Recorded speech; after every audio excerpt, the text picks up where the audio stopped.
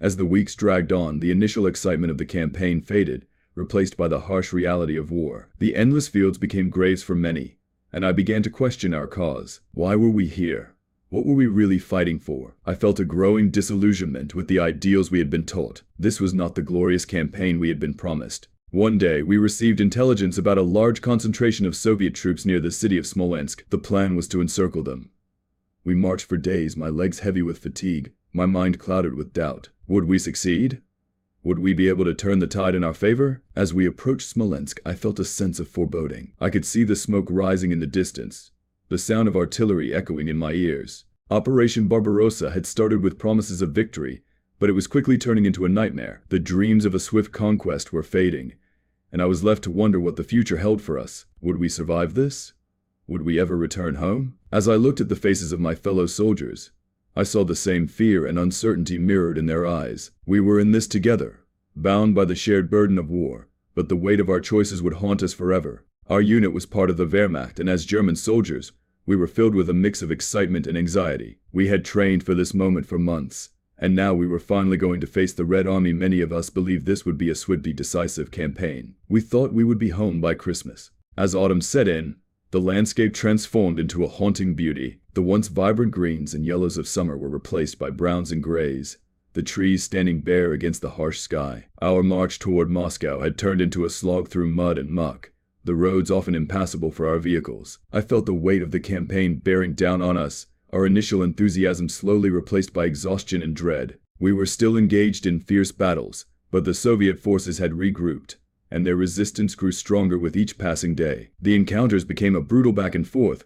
We would take a village, only to have it counterattacked within days. I remember a night in November when we were ordered to take a small town just outside of Vyazma. The snow began to fall lightly, covering the ground with a soft, white blanket that concealed the bloodshed beneath. The fight for Vyazma was relentless. We pushed forward through the snow, and for every inch we gained, it felt like we lost a part of ourselves. I took cover behind a wall as bullets whizzed by, the sound sharp and frightening. Our opponents fought fiercely, and I noticed they had the advantage of familiarity with the terrain. The Soviet soldiers seemed to have an endless supply of reinforcements, and we were losing more men every hour. I caught sight of one of my squad mates, a young man who had only just joined us. I watched in horror as he fell, clutching his side where a bullet had struck him. The snow around him turned crimson, a stark reminder of the price we were paying. Soon after, our command issued orders for us to dig in and prepare for a winter siege. I could hardly believe it.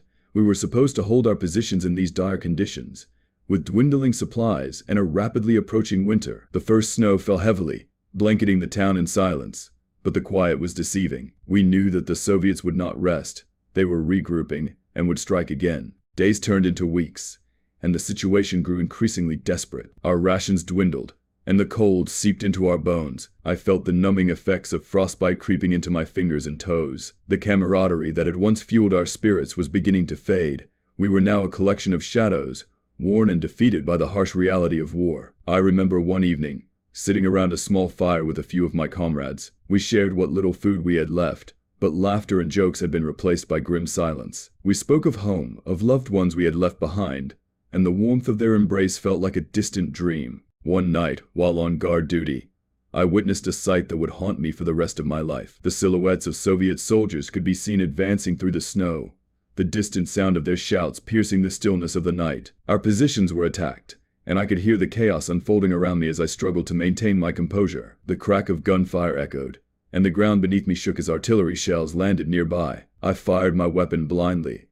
the fear driving me as I fought for my life. I could see comrades falling around me, their cries echoing in the night. The air was thick with smoke and the stench of gunpowder, a suffocating reminder of the violence that surrounded us. We held our positions as best we could, but the Soviet assault was relentless. As dawn broke, the realization hit me that we were fighting not just for survival, but against the very essence of despair. It was no longer about glory or victory. It was about staying alive long enough to see another day. The sun was just rising over the endless plains of Eastern Europe, casting a warm glow on the fields of golden wheat. I stood with my comrades, gazing out at the horizon, knowing that today was the day we would advance into the Soviet Union. It was June 22nd, 1941, the beginning of Operation Barbarossa. As we moved into the dense forests of Belarus, the sound of our boots crunching on the gravel was the only noise breaking the silence of the early morning. There was a tension in the air, a feeling that we were on the cusp of something monumental. Our commanding officer briefed us on the objectives, emphasizing the importance of speed and surprise. The higher-ups wanted us to encircle and destroy the Soviet forces before they could mount a serious defense. The first engagement came sooner than expected. We spotted Soviet troops near a small village. The skirmish was fierce and chaotic. I remember the thunder of gunfire and the cries of the wounded. I felt a rush of adrenaline as I fired my rifle, the recoil jolting against my shoulder. My heart raced, and for a moment I lost myself in the heat of battle. We pushed them back, but at what cost? I saw one of my closest friends fall, a bullet tearing through his chest. I wanted to scream, but I was frozen, caught between the horror of war and the instinct to survive. Days turned into weeks as we advanced deeper into Soviet territory. The landscape changed from lush fields to desolate villages, and we saw the aftermath of our actions. The towns we passed through were often left in ruins, and the civilian population was caught in the crossfire. I felt a knot in my stomach every time we entered a new village, knowing that our presence would bring destruction. As the summer heat grew unbearable, our supply lines became stretched thin. We were often left hungry and exhausted, but the orders kept coming. We had to keep moving, keep pushing forward. The camaraderie among my fellow soldiers was what kept me going. We shared our rations, made jokes, and tried to keep our spirits up in the face of adversity. When we finally engaged in battle at Smolensk, it was unlike anything I had experienced before. The fighting was brutal, and the Soviet soldiers were fiercely determined. I witnessed acts of heroism and despair. I saw young men like myself, full of life, turned into ghosts in an instant. The realization of what we were doing weighed heavily on my conscience. As we pushed towards Moscow, the harsh winter began to settle in. The freezing temperatures added another layer of misery to our already difficult existence. Supplies were dwindling, and morale was at an all-time low. Each day felt like a struggle to survive, not just against the enemy but against the elements as well. I remember huddling in a makeshift shelter with my comrades, trying to keep warm as the snow fell around us. As we approached the town, the biting cold pierced through our uniforms. Each breath came out as a visible puff in the air,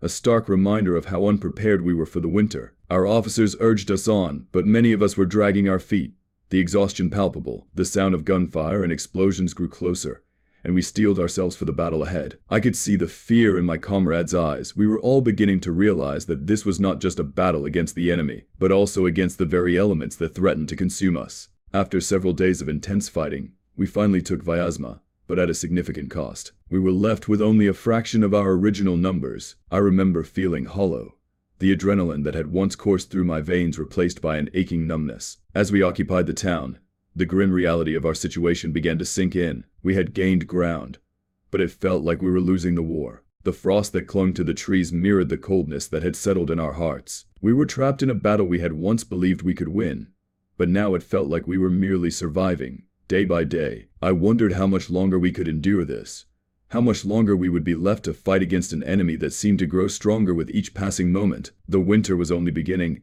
and I feared the worst was yet to come.